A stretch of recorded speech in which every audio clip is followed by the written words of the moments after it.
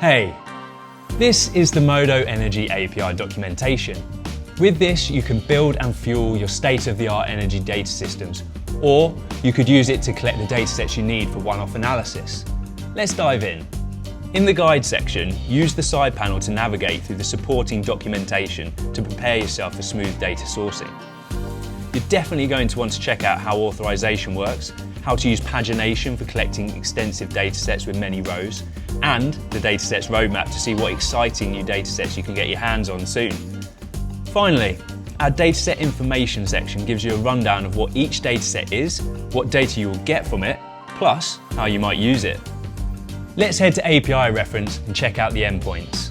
All the different dataset endpoints are in the side panel. Expand the data source headers to find the one you want.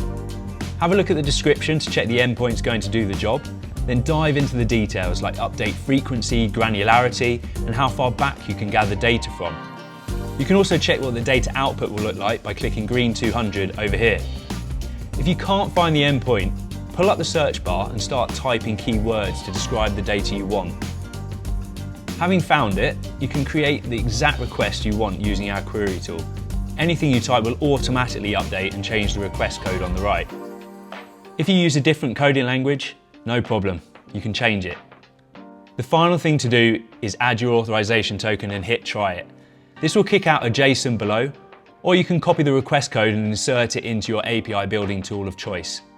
If you're looking for quick hacks to polish off your coding, you should check out the recipe section for pre-built code that's fit for purpose. One final thing, stay up to date on improvements made to the API by visiting the changelog. Now you're ready to access all the data you need. If you have any questions, just reach out on the live chat button below. See you later.